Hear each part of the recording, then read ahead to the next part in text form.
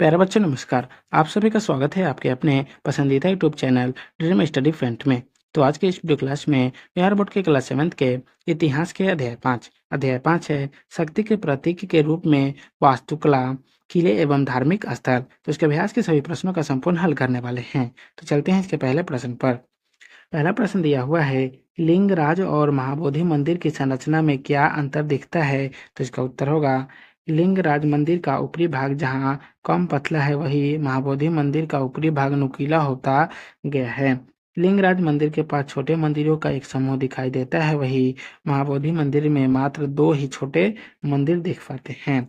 2 number प्रश्न है, कोणार्क का सूर्य मंदिर तथा मीनाक्षी मंदिर के ऊपरी भागों में क्या अंतर है? तो इसका उत्तर होगा, कोणार्क का सूर्य मंदिर तथा शिखर मीनाक्षी मंदिर की अपेक्षा छोटा है, क्योंकि कोणार्क का मंदिर का शिखर त्रिकोणाकार, जबकि मीनाक्षी मंदिर का शिखर चौकोर है और ऊपर धनुष्कार होता गया है। पहला प्रश्न है, मध्यकाल में मंदिर निर्माण की कितनी शैलियां मौजूद थी? तो इसका उत्तर हो जाएगा 3।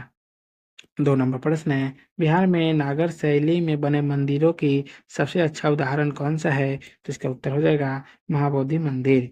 3 नंबर प्रश्न है, मुसलमानों द्वारा बिहार में बनाई गई सबसे महत्वपूर्ण इमारत कौन है? तो इसका उत्तर हो जाएगा मनेर की दरगाह। 4 नंबर प्रश्न है, मुगल कालीन स्थापत्य कला अपने चरम पर कब पहुंचा? तो इसका उत्तर होगा शाहजहां के काल में। 5 नंबर प्रश्न है, शाहजहां ने लाल किला का निर्माण दिल्ली में किस वर्ष करवाया? तो इसका उत्तर हो जाएगा 1638 ईस्वी में। आओ याद करें का पहला प्रश्न है, सही और गलत की पहचान करें। इसका पहला प्रश्न है, भारत में मंदिर निर्माण की द्राविड़ शैली प्रचलित थी, तो क्या हो जाएगा गलत है। सही क्या हो जाएगा, नागर शैली प्रचलित थी।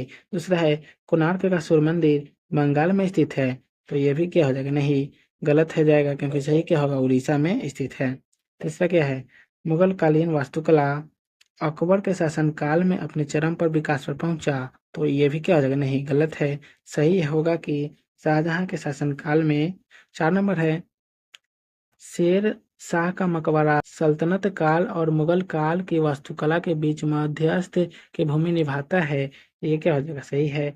5वां है, बिहार में मुस्लिम उपासना स्थल निर्माण का प्रथम उदाहरण बेगू हाजम मस्जिद है, ये क्या हो जाएगा, गलत होगा, क्योंकि सही से क्या होगा, मनेर का दरगाह प्रथम उदाहरण है। आइए विचार करेगा। पहला प्रश्न है, मंदिर के निर्माण से राजा की महत्ता का ज्ञान कैसे होता है? तो इसका उत्तर होगा, मध्यकालीन शासनों ने जितने मंदिर बनवाए, यह उसकी आस्था का प्रतीक तो था ही, यह भी संभवतः है कि वे राजा प्रजा को यह दिखाना चाहते हो कि वे उनकी आस्था को भी आदर देना चाहते हैं। वे प्रजा से अपने आदर को भी आकांक्षित थे। वे यह भी दिखाना चाहते थे कि वे न सिर्फ सैनिक शक्ति में बल्कि आर्थिक दृष्टि से भी मजबूत हैं। वे वास्तुकारों को रोजगार भी मुहैया कराना चाहते थे। इस प्रकार हम देखते हैं कि मंदिर के निर्माण से राजा की महत्ता का ज्ञान निश्चित ही प्राप्त होता है। 2 नंबर प्रश्न है, वर्तमान इमारत और मध्यकालीन इमारतों में उपयोग की जाने वाली सामग्री के स्तर पर आप क्या अंतर देखते हैं? तो इसका उत्तर होगा, वर्तमान इमारत और मध्यकालीन इमारतों में उपयोग की जाने वाली सामग्री के स्तर पर हम यह अंतर देख पाते हैं कि वर्तमान में ईंट बालू सीमेंट छड़ की प्रधानता रहती है। कुछ धनी मनी लोग फर्श बनाने में संगमरमर का उपयोग भी करते हैं। इसके पूर्व अंग्रेज काल में ईंट चूना सुर्जी का गारा लकड़ी और छड़ आदि का उपयोग होता था। 1950 के पहले के बनी इमारत में ये ही सामग्री व्यवहार की जाती थी। मध्यकालीन इमारत में मुख्य सामग्री पत्थर थे। पत्थरों को तराशा जाता था।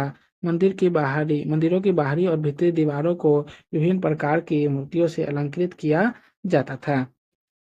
3 नंबर प्रश्न है, मंदिर निर्माण की नागर और द्राविड़ शैलियों में अंतर बताएं। तो इसका उत्तर होगा, मंदिर निर्माण की नागर और द्राविड़ शैलियों का उपयोग साथ साथ ही हुआ। नागर शैली जहां उत्तर भारत में प्रचलित थी, वही द्राविड़ शैली दक्षिण भारत में प्रचलित थी।